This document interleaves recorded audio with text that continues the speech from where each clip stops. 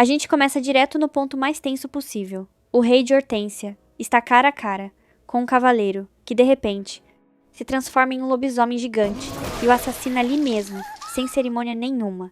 É brutal, é chocante, e é exatamente assim que esse anime decide nos dar as boas-vindas. Ao mesmo tempo, lá fora, o reino de Camélia está atacando os cavaleiros de Hortência. Uma guerra explodiu do nada, e ninguém ainda entende direito o porquê. Entre toda essa confusão, conhecemos Fernando, um templário de Hortência que está tão perdido quanto todo mundo, afinal, Camélia e Hortência eram reinos irmãos. Por que estão se atacando agora? Antes que ele consiga processar qualquer coisa, aparece Q, um gato mágico, que avisa que alguém está em perigo. Os dois saem em disparada. Por outro lado, um cavaleiro chamado Maurice também está no meio do caos, tentando entender o que está acontecendo. A cavaleira Adele especula que as negociações com o Duque Luges provavelmente não terminaram bem. E aí chegam Fernando e Q com a notícia. O rei e seus filhos estão em perigo. Antes que qualquer coisa possa ser feita, um monstro de classe superior é invocado no meio de tudo. Outros demônios e criaturas aparecem logo atrás. O grupo se divide para proteger as pessoas do local. Fernando chega até onde o rei estava e encontra uma cena de devastação, feridos por todo lado, incluindo o próprio rei. Um dos cavaleiros, quase sem forças, usa seus últimos segundos para pedir que ele salve a princesa Marie e atire dali. Fernando pega a princesa e tenta fugir, mas Maurice leva uma mordida do lobo direto no olho, uma ferida que vai carregar para o resto da vida. Quando o monstro está prestes a matar a princesa, Fernando consegue bloquear o ataque, mas acaba sendo mordido no processo. Com uma raiva que ninguém nunca viu antes nele, ele enfrenta o monstro de frente. Mudança de cena. Num lugar tranquilo, um adolescente observa pela janela alguém se aproximando da casa. Esse é Alfred, o nosso protagonista. Ele desce animado com Nonoria, a empregada da casa, achando que é o pai que chegou. Mas quem aparece é Maurice, o tio de Alfred, e então vem o golpe. Maurice estende a espada do pai de Alfred e diz, com uma voz pesada, que seu irmão não pôde vir, que ele foi uma pessoa corajosa, que lutou até o fim para proteger o rei e a princesa, e que não está mais entre eles. Alfred desaba, aquele choro de quem perdeu alguém que nunca vai voltar. Dói de ver. Depois disso, a gente recebe um contexto importante. Os dois principados de Oliver e Camélia eram responsáveis por proteger Hortência, até o dia em que o Duque Lugis de Camélia decidiu virar as costas para tudo isso. Após o combate, o rei acabou morrendo e a princesa Marie desapareceu por completo. Com isso, o irmão mais novo, Charlotte, teve que assumir o trono. Dias depois, Maurice conta para Alfred o que presenciou. Havia um lobisomem, igual às lendas, assassinando o rei dentro do salão do trono. E o pai de Alfred foi corajoso até o fim, não recuou um único passo diante do monstro. Lutou para defender o rei e a princesa até onde pôde. Alfred ouve tudo em silêncio. Ele sabe que agora é o responsável pelo domínio de Albert. O pai havia ensinado desde cedo o que significa ser um bom cavaleiro, e agora chegou a hora de provar isso na prática. Ele pede ajuda a Maurice para treinar e defender suas terras. Maurice aceita. Diz que vai abandonar o grupo de cavaleiros reais para se instalar em Albert. A ideia de servir ao sobrinho ele admite. Não soa tão mal assim. Alfred sorri pela primeira vez desde a perda. Mas a alegria dura pouco, porque Nonoria aparece avisando que alguém foi embora. Era Marius, um jovem que tinha sido ferido no combate. E depois de se curar, simplesmente partiu sem avisar ninguém. Maurice acha que o garoto ficará bem do mesmo jeito, mas Alfred não consegue largar. Ele sabe onde Marius provavelmente está, então vai até uma colina próxima e de fato o encontra lá. Alfred fala com cuidado. Diz que sabe o que é perder a família, aponta para a lápide da sua própria mãe e irmã e conta que o pai também será enterrado depois da guerra. Não são palavras de conforto vazias, são palavras de alguém que entende o peso daquele momento de verdade. E aí Alfred diz uma coisa simples, mas que pesa muito, que o pai de Marius sempre quis proteger todas as pessoas de Hortência. Marius desmorona. Chora ali mesmo, porque nunca imaginou que tudo terminaria assim. Alfred deixa o silêncio respirar por um momento, e depois pergunta, o que você quer fazer com a sua vida a partir de agora? Marius pega a espada de Alfred, e responde que vai se tornar forte para proteger as pessoas que ama. 4 anos se passam. O grupo do domínio de Alfred caminha pelo bosque, quando um pequeno batalhão de Camélia aparece no caminho. Marius está do lado do protagonista, agora praticamente a mão direita dele. Aplica tudo o que aprendeu com Maurice, mas o próprio Maurice avisa. É a primeira batalha deles de verdade, e os inimigos não são fracos. Logo chegam a um campo onde uma chacina já aconteceu. Os cavaleiros que estavam ali eram a força principal do combate e foram todos abatidos. Os soldados de Camélia atacam. Alfred se divide para ajudar os sobreviventes.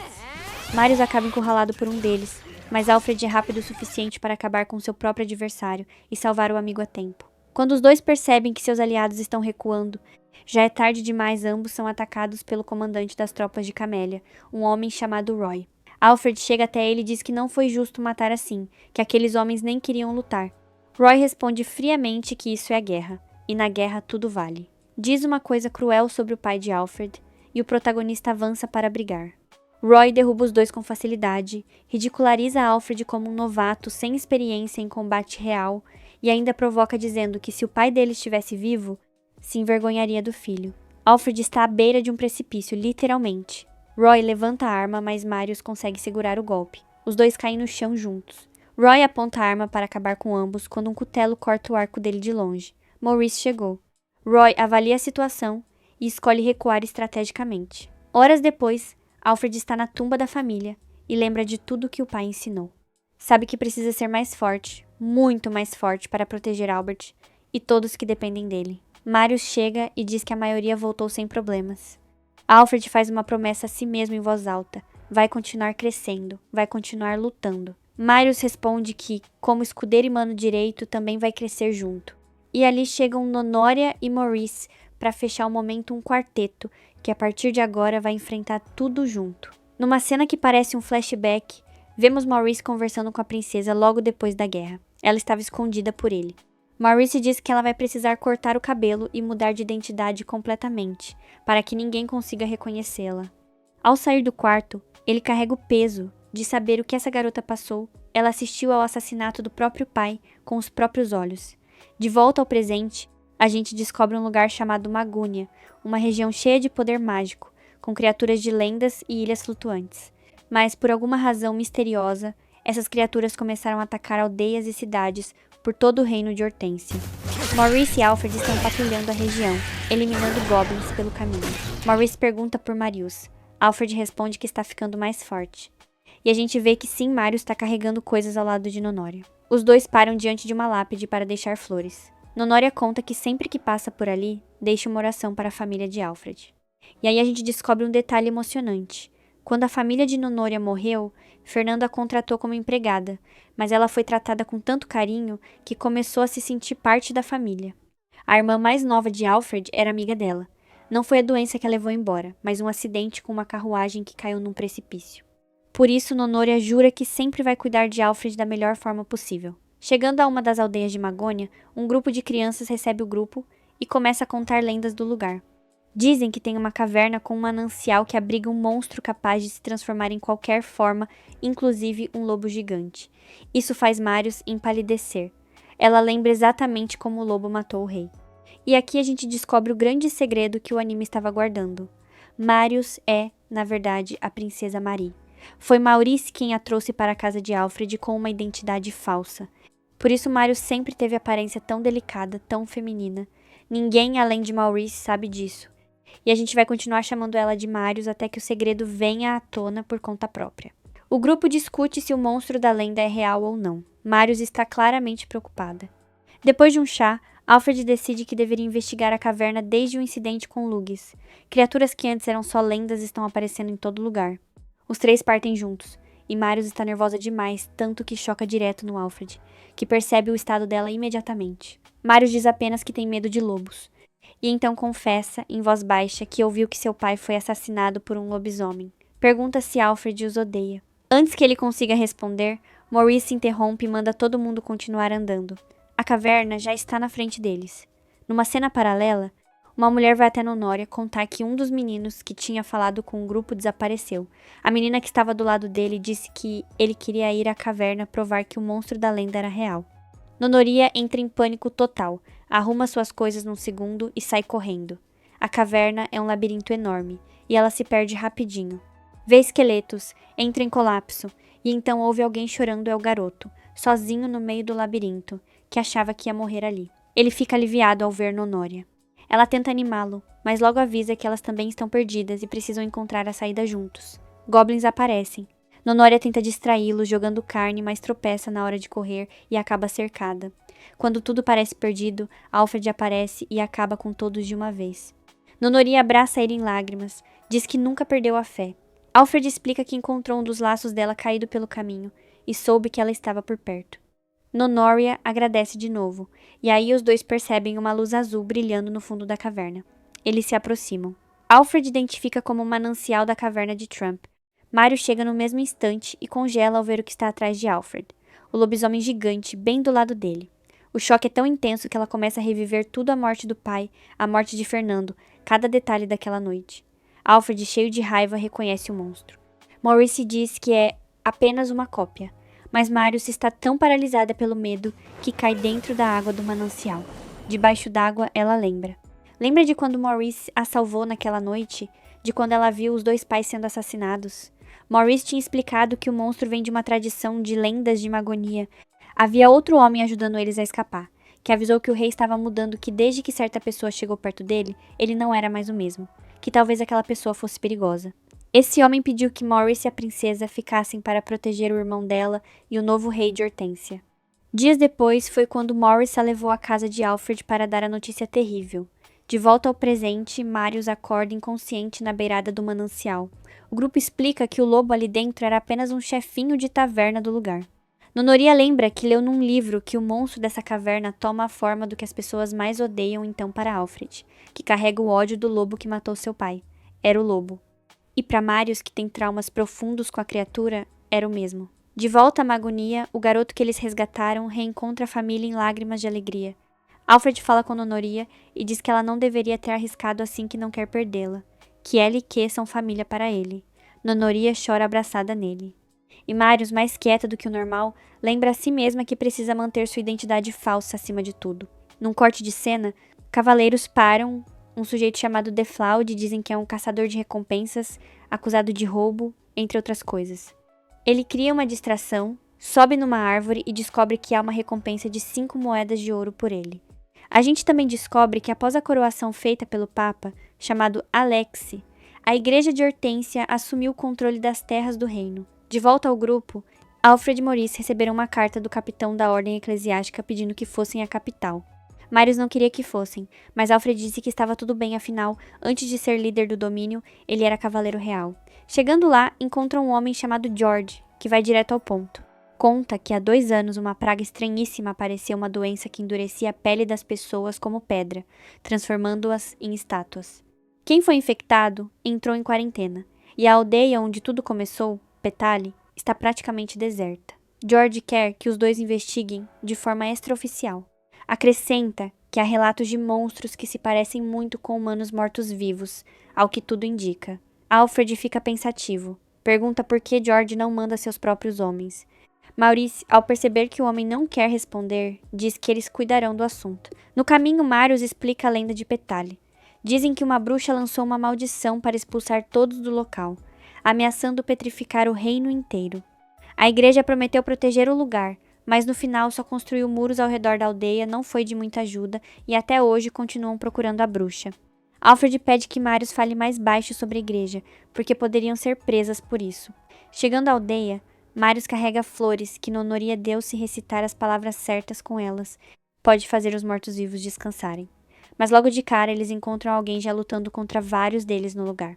Marius recita o encantamento e os mortos-vivos se voltam para ela. Alfred age rápido e elimina todos com uma série de movimentos precisos. O homem que estava brigando era Deflaud. Ele diz que não sabe nada do que aconteceu desde que chegou. Os mortos-vivos simplesmente começaram a atacar. Marius, sem querer, menciona que veio a pedido da igreja ortodoxa. Deflaud enlouquece e avança para cima dela. Maurice bloqueia o ataque e deixa claro que não vai deixar ninguém machucar nenhum dos seus. Deflaud se acalma aos poucos e pergunta o que é aquela flor que Marius usou.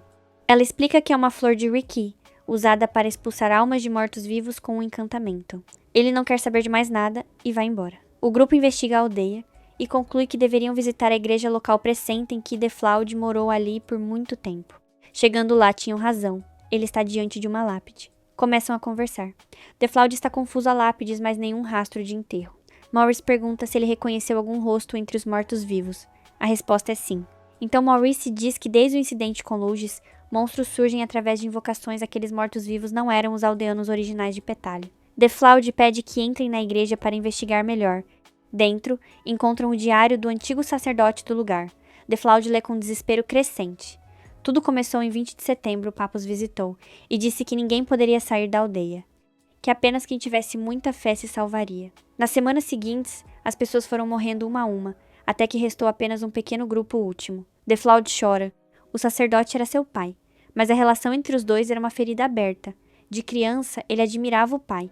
Quando a mãe morreu, o pai queria que ele se tornasse sacerdote também. Deflaud se recusou. Houve uma briga feia, e ele foi embora. Passou um tempo, o arrependimento veio, mas era tarde demais para consertar. O grupo é interrompido quando cavaleiros eclesiásticos invadem o local, acham que eles vieram lançar a maldição do despertar dos mortos. Deflaud fica furioso, os cavaleiros não ligam para isso. Um deles diz, frio, que todos os aldeanos foram sacrificados pelo bem do resto do reino. O cavaleiro vai atacar Deflaud. Alfred bloqueia na hora. O cavaleiro se irrita e diz que Alfred está se metendo em encrenca. Todos são interrompidos quando um zumbi gigantesco aparece e ataca de imediato. Marius precisa de várias flores de Requi para invocar um encantamento capaz de acabar com ele. Deflaud, enquanto briga com o monstro, percebe que as flores que Marius tem são parecidas com Requins, mas não são as mesmas. Diz que a flor verdadeira está na lápide da mãe dele. Essa sim é uma Requiem de verdade. Marius conjura um encantamento com ela e enfraquece completamente o monstro. O grupo aproveita e o elimina. Horas depois, erguem lápides em honra aos aldeanos que partiram. Deflaud se despede da aldeia, é o último sobrevivente de Pétale. O grupo comenta que talvez George tenha enviado os cavaleiros para eliminar. Eles sabiam que Alfred era cavaleiro real, e alguém claramente filtrou essa informação. Na mesma hora, Deflaud aparece, e os meninos o convidam a ser cavaleiro, dizendo que Alfred, como líder do domínio de Albert, poderia recomendá-lo. Alfred diz que viu muito potencial no garoto. Deflaud pensa por alguns segundos e aceita. Numa cena paralela, uma reunião entre cavaleiros reais e membros da Igreja Ortodoxa informam ao rei que há conflitos nas fronteiras. O rei delega o poder à igreja para resolver. Um soldado da igreja chamado Didier confirma que enviarão cavaleiros. De volta ao grupo, eles debatem se foi George mesmo quem filtrou as informações. Depois partem em direção à capital. A gente então recebe um contexto importante. Os ducados de Camélia e Derrière são agora as maiores ameaças ao Império de Hortência. E no caminho, Deflaud avisa que há algo à frente comerciantes que foram atacados, com as cargas ainda no lugar. Alfred acha que foi obra de monstros. Dentro de uma das carruagens estão 2 gêmeos, claramente do Império de Derrière. Alfred decide levá-los até a próxima aldeia, mas Maurice fica com um mau pressentimento ao ver que um dos homens está ferido. Depois de um longo trajeto, chegam ao vilarejo de Barilla completamente abandonado por causa dos monstros que andam aparecendo por toda parte. Deflaud vê uma aldeã e começa a agir como um galã de novela tentando conseguir informações sobre o prefeito. Alfred o afasta educadamente e pergunta a ele mesmo. A aldeã responde que o prefeito tomou a comida e os impostos de todo mundo e foi embora para a capital, usando a antiga mansão abandonada para construir uma igreja. Marius acha uma perda de tempo total. Maurice diz que todas as pessoas precisam de fé e esperança. Passando a noite numa pousada, os gêmeos se mostram extremamente apegados ao protagonista. Alfred explica para Marius que quando era mais novo, cuidava da irmã mais nova como se fosse dele, por isso eles se parecem tão grudados. No dia seguinte, depois de horas de carruagem, chegam finalmente à capital. São recebidos pelo comandante do Esquadrão 4, Bertrand. Alfred mostra os gêmeos e explica que por serem de Derrière, pode ser um problema os 2 reinos estão em conflito. Pede que Bertrand os leve ao orfanato enquanto ele e Maurice falam com George. Mas enquanto Bertrand caminha com os gêmeos em direção ao orfanato, eles fogem. Alfred vai até George e explica o que aconteceu em Pétale. George jura de alma que não enviou ninguém para atacá-los. Começa a explicar que a Igreja de Hortência não é uma organização monolítica, há facções internas. Acha que alguém dentro da igreja não quer que eles descubram certas coisas. Antes que a conversa avance, uma explosão abala o lugar. Um cavaleiro chega avisando que um monstro está atacando a catedral e parece que são vários.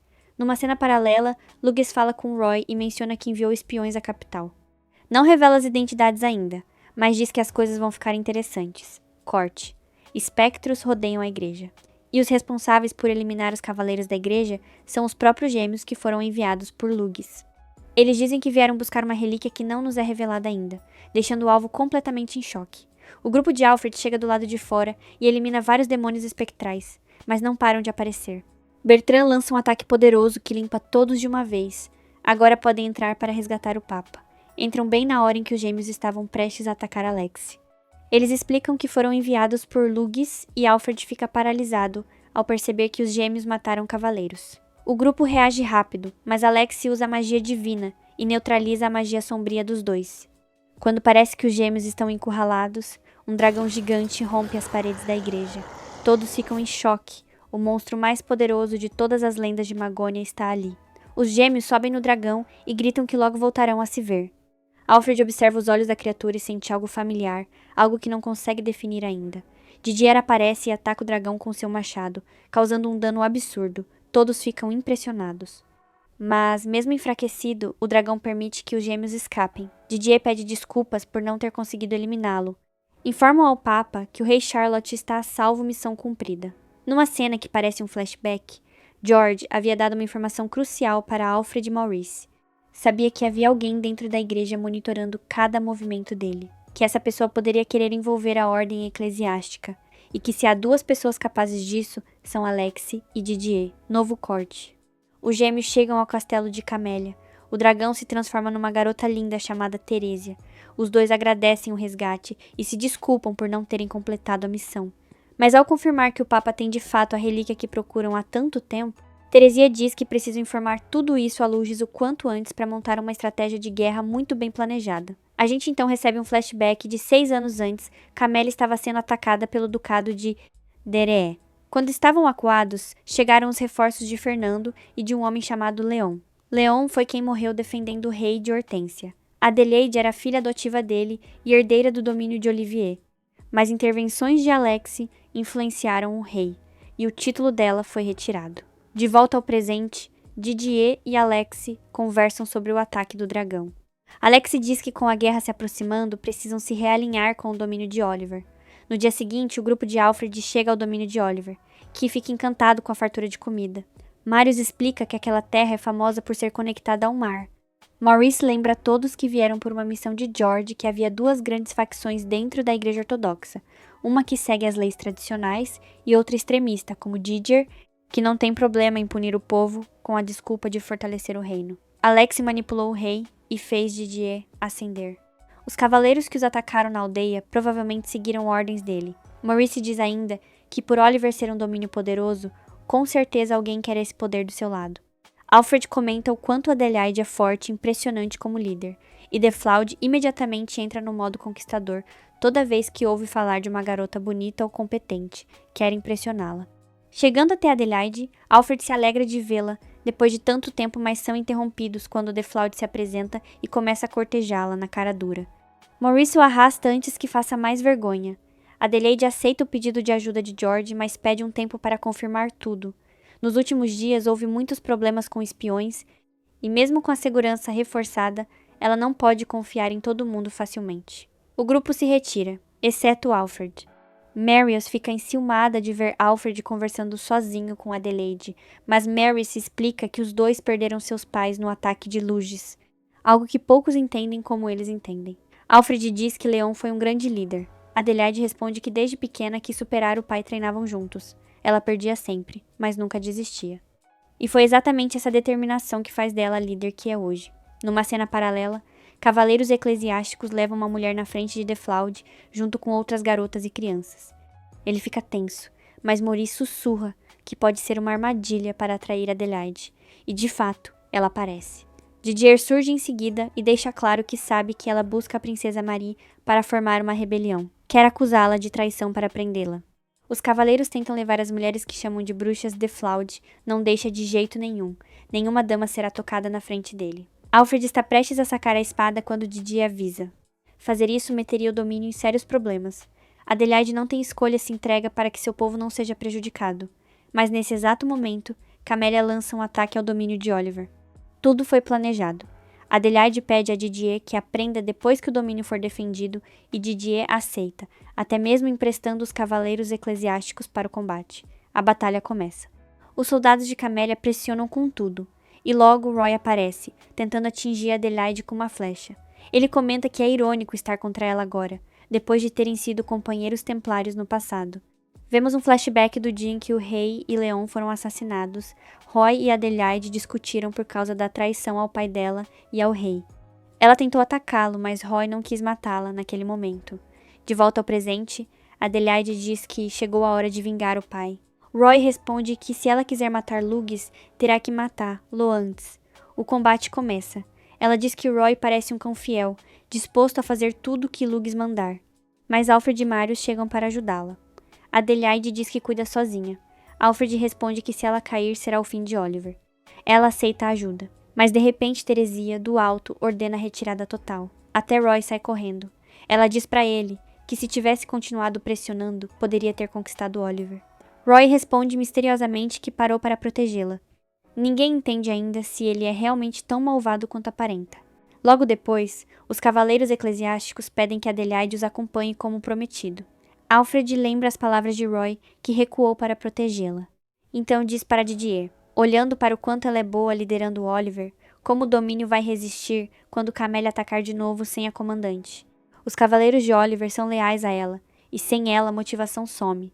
Didier pondera por um momento e admite que a lógica faz sentido. Libera Adelaide temporariamente, mas ela continua sob suspeita de traição. O grupo respira aliviado. Ganharam um pouco mais de tempo. Horas depois, Marius espia Alfred conversando a sós com Adelaide. Ela agradece por tudo e diz que se um dia precisar de ajuda, pode contar com o domínio de Oliver. Alfred responde que não consegue mais entender quem é o verdadeiro inimigo. Ora é Camélia, ora é a Igreja Ortodoxa, sequestrando pessoas inocentes. Cada vez que pega na espada, não sabe contra quem deveria lutar. Numa cena paralela, Teresia e Roy conversam sobre Adelaide. Teresia tem a habilidade de ver fragmentos do futuro, e foi ela quem ordenou o ataque a Oliver, para demonstrar o potencial da jovem. Ela especula que Lughs talvez tenha agido para proteger Adelaide. Roy admira profundamente Lughs pela vontade que sempre demonstrou de defender seu povo. Os dois não entendem o verdadeiro motivo por trás de cada decisão dele. Numa transição narrativa, Marius conta uma lenda antiga. Uma princesa exilada chegou a uma ilha, onde havia uma pedra gigante. A pedra ganhou vida e ajudou a princesa a reconquistar seu reino. De volta ao presente, Marius fica irritada com Deflaud, porque ele não estava prestando atenção nela, estava se banhando no mar. Ele sugere que ela entre também. Ela nega categoricamente, pelo óbvio motivo de não querer que seu segredo seja descoberto. Maurice explica que eles vieram investigar. Uma garota está se passando pela princesa Marie nessa ilha e as pessoas a estão idolatrando. Mais tarde, toda a ilha se reúne para receber a falsa Marie. Ela se mostra alegre, agradece a presença de todos. Marius fala com Maurice em particular. Diz que não aguenta mais guardar o segredo e quer revelar quem é de verdade. Maurice responde que é uma decisão que só ela pode tomar e lembra que Adelaide e outras pessoas ainda procuram. A falsa Marie discursa. E Alfred fica surpreso, não imaginou que a princesa real tivesse esse tipo de comportamento. Aí aparece um robô gigante controlado por 2 pessoas. Muitos acreditam que ela é a garota da lenda. O grupo de Alfred não acredita em nada disso. Sabem que é pura encenação. Marius perde a paciência. Diz que vai acabar com essa farsa. Numa cena paralela, a falsa Marie conversa com um sujeito sobre a apresentação. Havia um grupo que queria acabar com a Igreja Ortodoxa sem saber direito o que fazer. Ela diz apenas que querem ser livres. Os homens interpretam isso como uma decisão de ataque. Novo corte. Os gêmeos também chegaram à ilha. Dizem que se o gigante e a princesa forem reais, os levarão. Se forem falsos, os matam na hora. De volta ao grupo, eles chegam até a suposta princesa. Marius, furiosa, diz que ela precisa parar de fingir. A garota se desculpa, explica que seu nome verdadeiro também é Mari e aproveitou isso para se passar pela princesa Mariel. O nome real da princesa é Mariel, mas todos a chamam de Mari. O garoto ao lado dela conta que desde que eram crianças, sabia que ela precisava de esperança, a igreja sufocava o povo com impostos e pressão. E fingir ser a princesa começou quase como uma brincadeira, mas as pessoas foram precisando cada vez mais acreditar em algo. O grupo fica tocado com a história de Mari. Marius diz que ela deveria revelar a identidade falsa logo, antes que cause um problema maior.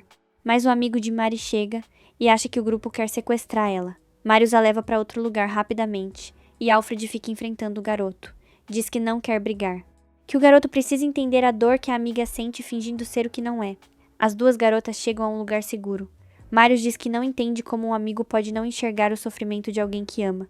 Mari conta que ficou órfã de pequena, era muito chorona, e o amigo sempre inventou um jeito de fazer ela sorrir. Por isso ela não consegue contrariá-lo.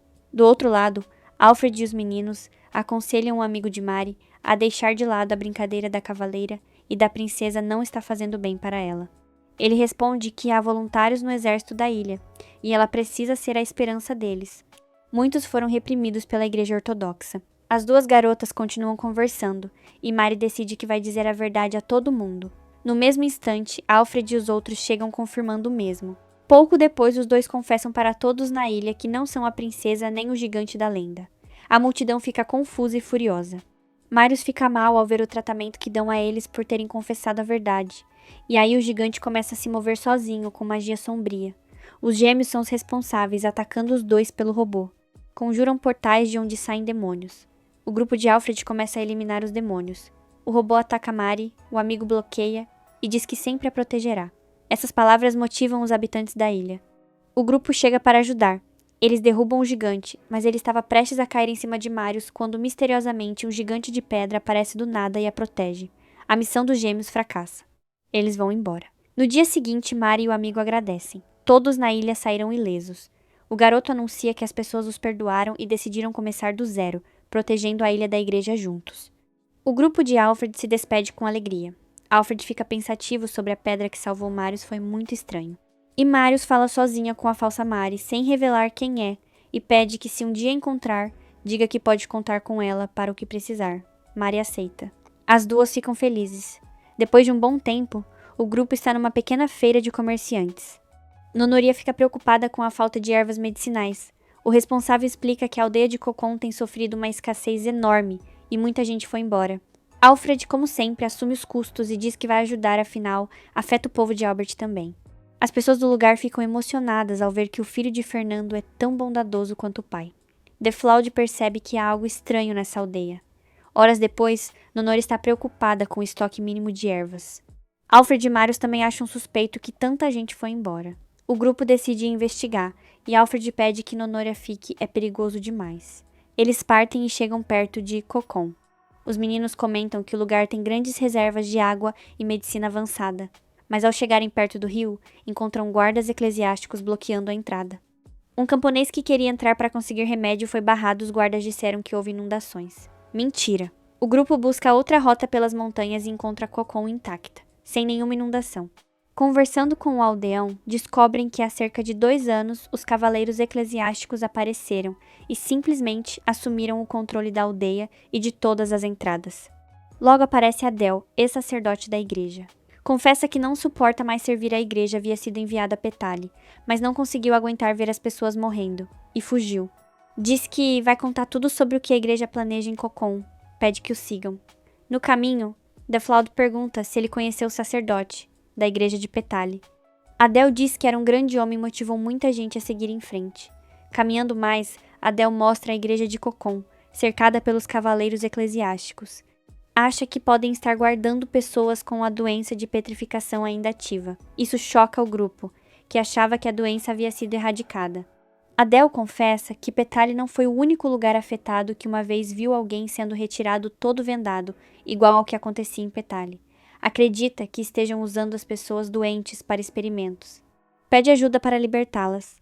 O grupo aceita, mas Alfred não está satisfeito e diz que deveriam informar George primeiro. Marius rebate que quanto mais tempo passa, mais pessoas podem morrer. Alfred lembra que a igreja tem muito poder. Marius então simplesmente pega a mão dele e caminha em direção ao lugar. O grupo entra por tubulações subterrâneas. Marius escorrega. Alfred aproveita e diz que tem medo da igreja, que se descobrirem que ele está contra eles, podem tirar seu domínio e punir todos que vivem ali. Marius dá razão a ele. Mas quando chega a uma área onde os cavaleiros retiram água, monstros começam a surgir. Depois de derrotá-los, Adel fica assustado. Nunca tinha aparecido nada assim por lá.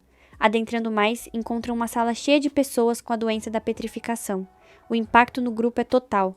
Marius diz que um porão não é lugar para pessoas doentes.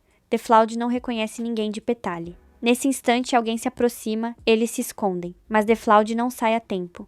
Um homem fortão arromba a porta e o derruba. Ao lado dele aparece um médico chamado Grieve, que ordena que o homem ataque Deflaud. O garoto consegue contra-atacar com a lança, mas o homem parece não sentir dor. Deflaud pergunta o que ele fez com as pessoas do lugar. Grieve responde que experimentar com pessoas que não sentem dor é muito mais eficiente e criou medicamentos que suprimem completamente a dor e usa os doentes como cobaias. E fez tudo isso por ordens de Alexi. Deflaud cria uma distração e manda os outros fugirem, não podem deixar que o domínio de Alfred seja visto aqui. Mas o homem fortão acerta Deflaud e Marius sai para ajudá-lo, sem pensar duas vezes. Não vão abandonar um companheiro. O grupo leva um golpe, mas Alfred não vacila. Manda Key ir com Adele avisar George e fica para enfrentar os dois. Com um ataque combinado com os companheiros, derrubam o homem. Grieve fica em choque e não esperava que eles conseguissem. Alfred ameaça. Ou Grieve expõe as atrocidades da igreja, ou paga caro, mas então aparece Didier. Alfred fica confuso. Não esperava que ele estivesse envolvido nisso tudo. Didier diz que veio ajudar os doentes. Deflaud e Marius não acreditam em nada disso. Didier confessa que a ideia foi em parte do Papa também.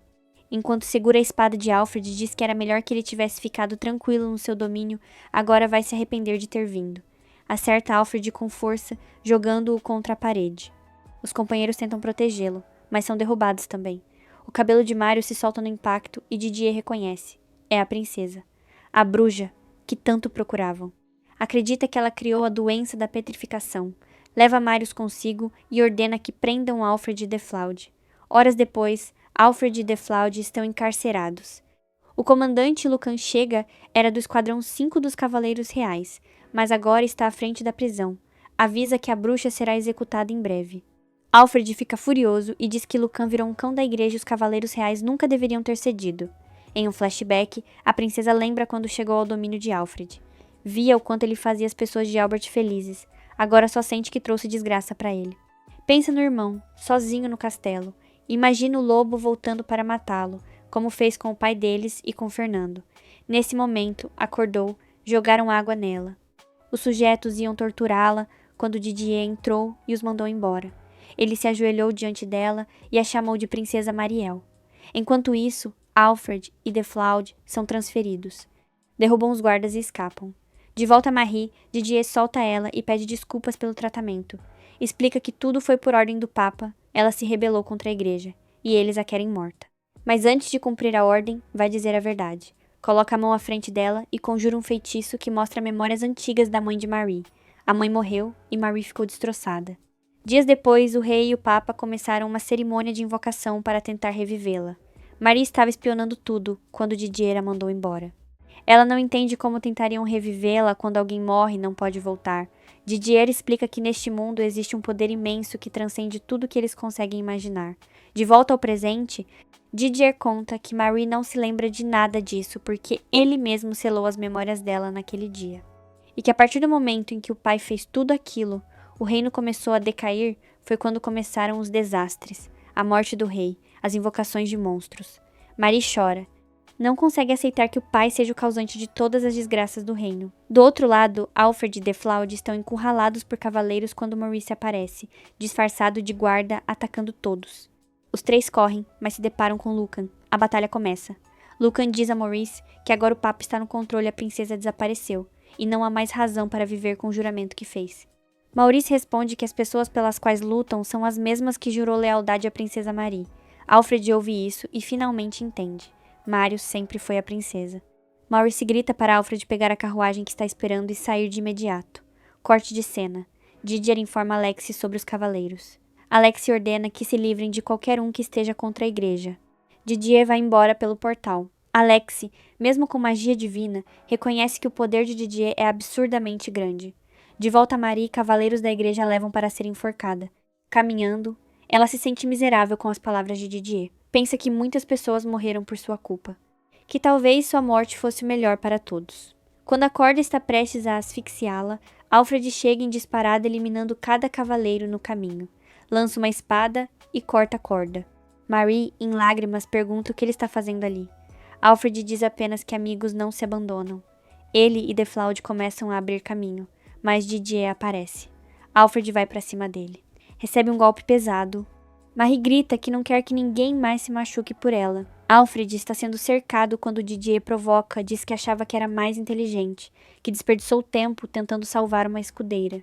Alfred, sem hesitar, diz que vai fazer de tudo para salvar a companheira. Se lança de novo. Didier o derruba com um único movimento. Está prestes a matar Alfred quando Bertrand chega com um exército junto com Adelaide e o grupo da Ilha de Mare. Todos os aliados vieram para derrubar Didier. A batalha começa entre os dois lados. Lucan muda de lado, estava com a igreja porque foi enganado sobre a morte de Marie. Pede a Alfred que salve a princesa enquanto ele enfrenta Didier. Adelaide chega e diz que, como cavaleira templária, vai usar a lança para acabar com o mal. Cavaleiros tentam impedir Alfred de chegar até Marie. Ele briga com um deles, leva um golpe e, quando estava prestes a ser morto, crava a espada no peito do inimigo. Didier percebe que está acabado e foge pelo portal. Marie chora e pede desculpas a Alfred por ter nos enganado todo esse tempo. Diz que sabe que as desgraças do reino são por culpa dela, que não deveria ter vindo resgatá-la, porque não vale a pena. Alfred a conforta. Diz que não importa quem ela é, sempre foram amigos. Pede que ela volte para Albert. Dias depois, Alfred está diante da lápide da família. Marie chega e confessa de vez ela é a princesa que desapareceu de Hortência. Se desculpa por ter arrastado problemas para o domínio dele. Quando se vira para ir embora, Alfred a segura pela mão. Diz que o pai sempre ensinou a proteger o que ama, e jura lealdade ali mesmo vai protegê-la, com a própria vida. Numa cena paralela, Luges é informado que cavaleiros reais e eclesiásticos se enfrentaram.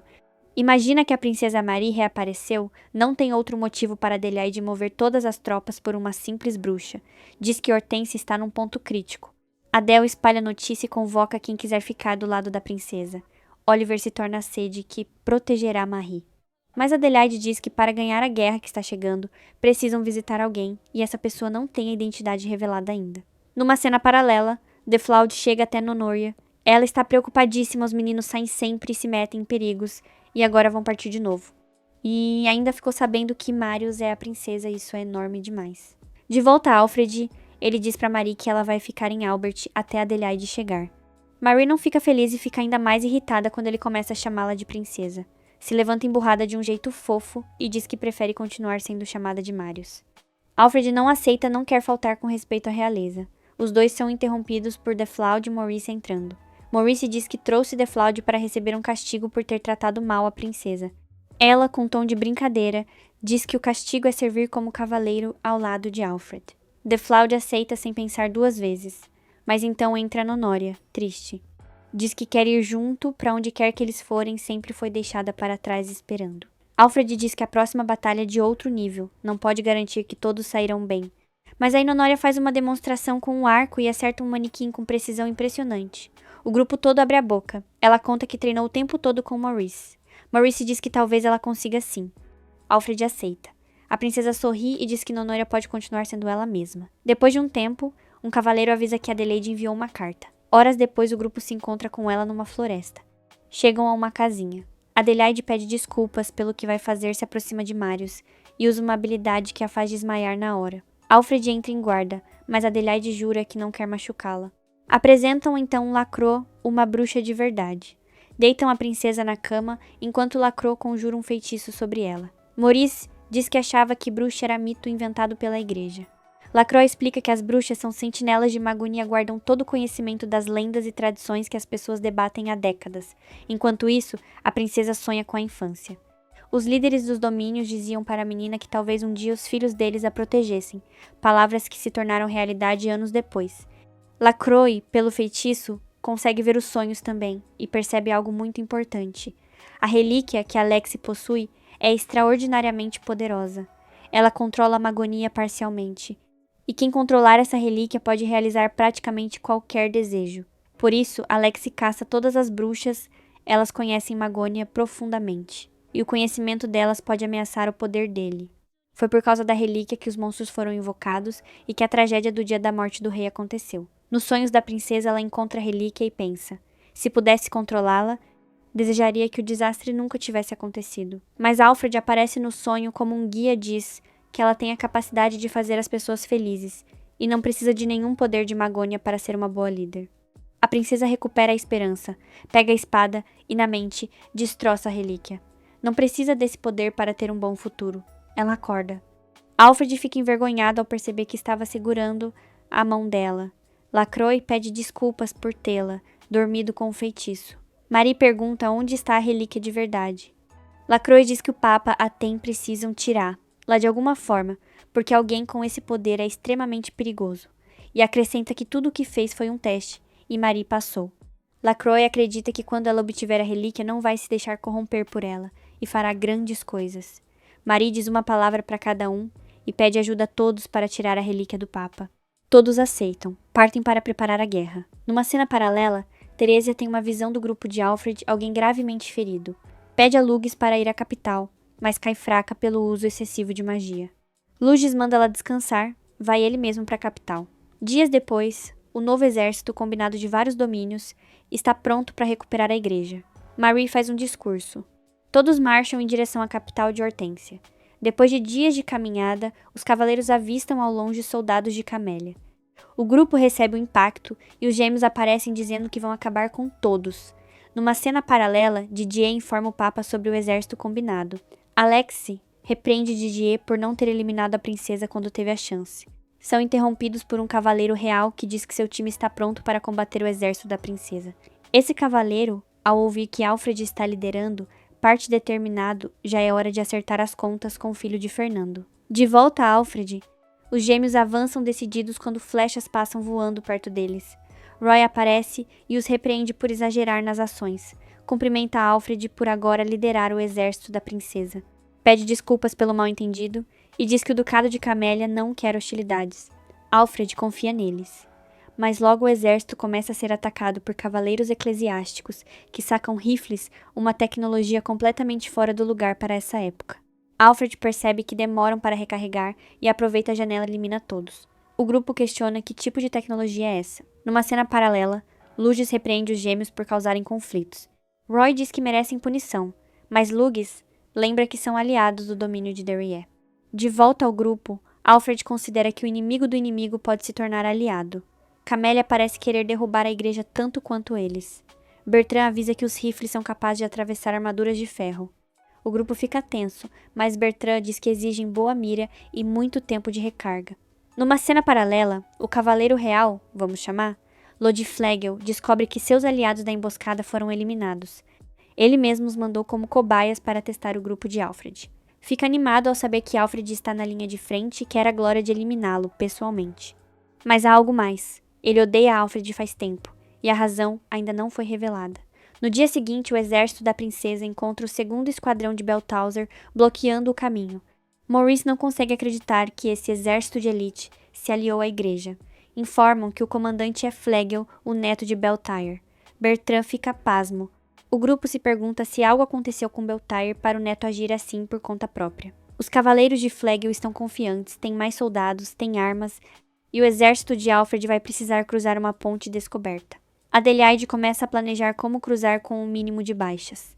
Depois de muita discussão, Alfred tem uma ideia. Deflaud fica animado quando Adelaide diz que espera que ele ajude no combate. Companheiros começam a mover carroças com espécies de escudos contra balas, enquanto um grupo menor cruza o rio com Alfred para cercar pelos flancos. Lugis observa de longe, pensando no que fazer. Flegel está alucinado, imaginando o momento de eliminar Alfred. Mas um cavaleiro avisa que os atiradores estão sendo eliminados. Alfred surpreendeu. Flegel pega um rifle pessoalmente e mira em Alfred. Nesse instante, uma flecha acerta a arma, o exército de Camélia chegou para ajudar Alfred e seus aliados. Alfred sabe que precisam aproveitar essa oportunidade. Atravessam a ponte enquanto os companheiros de Roy cobrem. Flegel desespera ao receber relatório atrás de relatório de baixas. Aí, ele confessa aos subcomandantes que foi ele o responsável por tirar o próprio avô do poder e fez tudo para se vingar de Alfred, por uma razão que ainda não entendemos. Os subcomandantes ficam indignados e o abandonam no campo. Logo depois, o grupo de Alfred respira mais tranquilo, praticamente dominaram o combate. Mas Flegel aparece e ataca Alfred na hora. Alfred pede que Del levem a princesa. Flegel explica sua obsessão. A vida inteira foi comparado a Alfred. Alfred é amado por todos. Flegel é odiado pelo próprio povo. Depois de cruzar vários golpes, Alfred se mostra claramente superior, desarma Flegel e poupa a vida dele, dando as costas. Mas Flegel, um péssimo perdedor, saca uma pistola pelas costas. Alfred sente, bloqueia e destrói a arma. Flegel chora de raiva e inveja. Marie vai até ele e diz que Alfred não tem tudo como parece, perdeu a família, passou por situações terríveis, mas não se deixou afundar. Pergunta se Flegel estaria disposto a fazer o mesmo. O grupo vai embora. Flegel fica no chão. Um cavaleiro eclesiástico chega. Flegel tenta pedir que prendam Alfred, mas o cavaleiro saca uma arma e atira nele. Numa cena paralela, Alexis comenta que já sabia que Flegel perderia. Usou o garoto para ganhar tempo antes que chegassem à capital. Didier diz que era de se esperar. Alex sorri de forma perturbadora para a relíquia e diz que está muito perto de realizar o que planejou. Dias depois, finalmente chegam à capital. Adelaide diz que está perto de reclamar o trono e salvar o irmão. Marie sabe que precisa acabar com Alex e garantir a relíquia. George, ao perceber que Alfred voltou, pensa que agora pode morrer em paz. De volta ao grupo, eles continuam avançando quando aparece Beltauser, o avô de Flegel em pessoa. A princesa e os cavaleiros ficam aliviados. Achavam que o neto o havia matado. Ele ri e diz que não o derrubam assim tão fácil. Se ajoelha diante de Marie e pede perdão por não ter detido Alex nem Flegel a tempo. Marie diz que está tudo bem e pede que lutem juntos. Alfred percebe que os cavaleiros inimigos estão sendo liderados com muita habilidade estratégica. Fica chocado ao descobrir que quem os comanda é George. Maurice diz que ninguém o conhece melhor, que ele vai cuidar disso. Numa cena paralela, Alex diz que as forças deles estão enfraquecendo. Ordena que Didier vá lutar. Didier parte pelo portal. O exército da princesa avança cada vez mais pela cidade. Marie pede a Adelaide que a acompanhe e tenha um mau pressentimento. Maurice chega até George e exige saber por que é tão fiel a Alex. George, arrogante, diz que vai ter que arrancar a força. A batalha começa entre os dois. De volta a Alfred, Marie e Adelaide chegam a cavalo, e Didier aparece e ataca Alfred na hora. Alfred bloqueia, mas Didier não para nem por um segundo. Alfred leva um golpe pesado. Adelaide chega e diz que hoje é o dia de acabar com ele. Marie pede que baixe a arma. Didier recusa, segue os ideais da Igreja Ortodoxa, e nada vai mudar isso. Numa cena paralela, Alex revela que conjurou um feitiço sobre todos, preenchendo de ódio cada pessoa no campo de batalha. Esse ódio se torna combustível de poder para ele. Com vários cristais absorvedores de magia na frente, sorri de forma perturbadora. Em breve o poder da relíquia será completamente dele. De volta a Alfred, o grupo apanha muito, mas Alfred não desiste. Vai para cima de Didier de novo. Depois de vários golpes, Didier está prestes a acertar um definitivo, mas Marie aparece e bloqueia. Quando Didier vai espetar a espada nela, Alfred se coloca na frente. Marie, vendo que Alfred vai ser cortado, libera um poder divino sem querer, uma distração enorme, e Alfred aproveita para cravar a espada no peito de Didier. Didier, gravemente ferido, murmura que a lenda de que a princesa era uma portadora era verdadeira. Foge pelo portal. Adelaide acha improvável que sobreviva a esse ferimento. Alfred pergunta o que Marie fez. Ela nem entende o que acabou de acontecer. Enquanto isso, Maurice e o grupo vencem o esquadrão de George. Sem saída, George conta por que foi leal ao Papa. Diz que antigamente eram companheiros, clérigos, que compartilhavam ideias. Mas Alex se mudou, começou a matar todos que pensavam diferente dele. George o seguiu por medo de ser torturado. Alex então absorve completamente o poder da relíquia. Agora tem a divindade plena. Num flashback, vemos Alex criança-mãe, antes de morrer, confessa que se envolveu com o rei, e que Alex é na verdade seu príncipe. Desde aquele dia, ele passou a odiar a realeza. De volta ao presente, Alex vai até Charlotte, o irmão de Marie. Pensa que agora vai trazer a verdadeira paz ao reino, usando o irmão dela como peça. O grupo de Alfred sabe que a guerra não acaba enquanto não conquistarem o castelo e eliminarem o Papa.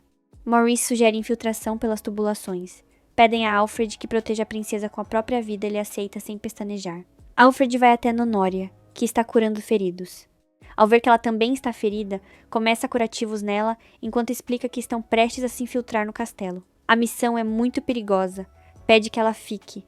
Nonória aceita e pede apenas que ele volte a salvo. Numa cena paralela, Lugis e os gêmeos neutralizam cavaleiros, também vão se infiltrar no castelo. Lugis manda os gêmeos para o templo subterrâneo enquanto vai ao castelo. De volta ao grupo, eles atravessam as tubulações quando Deflaud sente algo tocando nele e monstros começam a emergir de todos os lados. Deflaud pede que todos continuem enquanto ele fica para limpar o caminho. Pergunta sarcástico se Adelaide choraria por ele caso morresse. Ela diz que vai dar a resposta mais tarde. Todos partem. Deflaud pensa que chegou a hora de brilhar. O grupo entra no castelo. Alfred estranha não há um guarda sequer. Concluem que foram enviados para combater lá fora. Precisam chegar ao Salão do Trono antes de serem descobertos, mas Adelaide sente a presença de alguém e pede que os outros continuem enquanto vai investigar. A princesa fica preocupada. Maurice diz que ela estará bem. Adelaide corre para a origem da sensação. Quando pede que se revele, é atacada, mal consegue bloquear. Do outro lado, Alfred também sente uma presença. E ali na frente dele está Fernando, o pai dele, em choque total. E Adelaide vê Leon, o pai dela, com vida. Impossível. Nenhum dos dois entende o que está acontecendo. Num flashback de 4 anos atrás, o rei tentou usar a relíquia para reviver a esposa. Alex disse que para reviver, alguém precisava de habilidade maior e que precisaria de uma pessoa como Lugis. Começou a encher a cabeça do rei com ideias eram aliados naquele tempo, e Alex queria usá-lo como peão. Naquela noite, Lugis foi até o rei pedir ajuda para acabar com o reino de Derê. O rei disse que havia pedido a cabeça do imperador, e até então Lugis havia falhado. O rei lembrou que Alex disse que para invocar o verdadeiro poder de Magônia precisava enraivecer Lugis. Então começou a tratá-lo com desprezo, dizendo que era um inútil como cavaleiro. Leon disse que Lugis era a pessoa mais leal que o rei tinha. Isso enraiveceu o rei, acusou os dois de conspirar contra ele. Chamou os guardas e mandou queimar Camélia e Oliver. Lugis despertou sua magia de Magônia. Alex sorriu, havia alcançado o objetivo de ativar a relíquia, e foi nesse momento que a transformação aconteceu. O lobo matou a todos. De volta ao presente, começa a nevar. Nonoria diz a Kê que foi algo assim que aconteceu no dia em que Fernando e o rei foram mortos, o que Maurice havia contado. Elas precisam ir investigar imediatamente. Ao mesmo tempo, Fernando ataca Alfred. Maurice leva um corte. Leon e Fernando dizem, ao mesmo tempo, que seus filhos precisam ajudá-los a se libertar. Alex está controlando seus corpos e não vai parar até que os eliminem. Alfred bloqueia o ataque do pai. Diz que a alma dele está capturada por Alex e vai ajudá-lo a ser livre. Adelaide diz o mesmo para Leon. Depois de um flashback de quando era criança, ela o vence no confronto. O fantasma do pai some. Alfred também vence Fernando.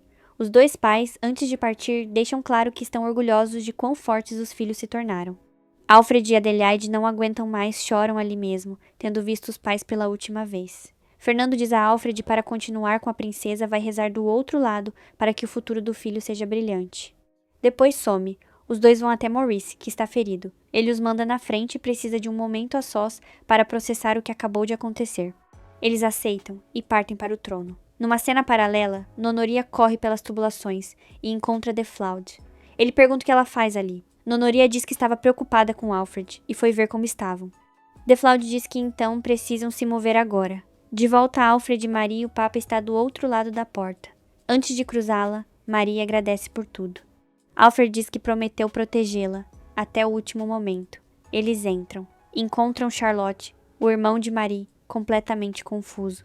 Alex está no trono e comenta que enviou os presentes para que vissem os pais. Alfred diz que graças ao poder de Magonia, ele finalmente entendeu os desejos do pai e veio derrotá-lo. Alex diz que seu objetivo é a paz do reino. Marie, furiosa, responde que então não deveria ter invocado os mortos. Alex diz que foi necessário para unificar as nações. Invoca demônios na hora. Marie pede ao irmão que se esconda. Alex confessa que está farto da família real, revela que são meios irmãos e que vai erradicar Marie e Charlotte para acabar com tudo. Marie fica em choque. Alex conjura olhos demoníacos nas mãos, que crescem e se transformam em 3 donzelas demoníacas com poderes divinos de nível rei demônio. Alfred cruza vários golpes e percebe que se regeneram. Mas a princesa ativa a magia divina e de um único corte elimina uma delas. Protege Alfred outra com sua habilidade. E transfere parte da magia para a espada de Alfred, ele também elimina uma de um único golpe. A última demoníaca começa a carregar um feitiço absurdo. Quando todos achavam que era o fim, uma espada atravessa o estômago dela. Lugis aparece. O demônio desafia. Lugis também é um portador das habilidades de Magonia, como Marie, e agradece porque quando se transformou em lobo, ajudou a ativar a relíquia. Alfred percebe que Lugis pode não ter feito nenhuma rebelião do jeito que queriam fazer crer, mas Lugis diz que esse papo fica para depois, porque o demônio na frente deles é Alexi em forma transformada. Com um ataque combinado, eles o derrubam. Lugis parabeniza Alfred, é tão bom espadachim quanto o pai. A conversa muda para a relíquia. Marie diz que o objeto tem poder para criar conflitos entre nações e precisa ser destruído. Pede a Lugis que ajude a reconstruir a paz. Lugis está prestes a concordar quando Alex, ainda vivo, ri do discurso. Um cristal sai da testa dele em direção ao céu, mudando o ambiente por completo. Lugis o confronta e exige saber onde está a relíquia. Alex responde que Didier a levou desde o começo era dela. O céu começa a tomar uma cor estranha. Uma aura sai de Lugis. E acontece, ele se transforma no lobisomem novamente. Tenta atacar a princesa. Alfred bloqueia. Vai para cima do monstro e consegue acertar um corte no peito. Mas Lugis responde e crava as garras no peito de Alfred. Depois sai correndo do castelo. Marie chora ao ver Alfred gravemente ferido. Ele diz que, como havia prometido, ficou defendendo ela até o último momento. Ela diz, em lágrimas, que não quer que ele morra, que sabe que vai precisar dele ao seu lado por muito tempo. Alfred diz que deveriam voltar para Albert. E aí ele some, desfalece no chão. Dias depois, a princesa discursa para todo o povo do reino. Diz que pouco a pouco vão reconstruir tudo o que o Papa destruiu. E atrás dela, de pé, está Alfred. Ele sobreviveu. Mas numa cena final, Lacroix fala com Adelaide. Diz que a princesa cometeu um pecado enorme. Explica que na hora em que Alfred estava morrendo, o desespero de Marie fez com que um poder divino que ela jamais deveria ter ativado se manifestasse. E Alfred reviveu. Mas em parte sua alma foi corrompida. E é assim que termina a primeira temporada do anime Hortência Saga Termina. Se você amou essa jornada e acompanhou cada detalhe comigo até o finalzinho, solta um parte 2 aqui embaixo nos comentários. Eu estou doida pra interagir com vocês e vou sair distribuindo muitos corações em todo mundo, então capricha. Aproveita que o clima está lá em cima, se inscreve no canal e ativa o sininho pra não perder nadinha da nossa próxima aventura. E ó, a diversão não para por aqui. Clica nesse vídeo que tá aparecendo agora na tela, porque as indicações lá estão sensacionais e você vai amar. Sem mais delongas, a Alê se despede por aqui com o coração cheio de alegria. Um beijo enorme e até a próxima. Tchau, tchau.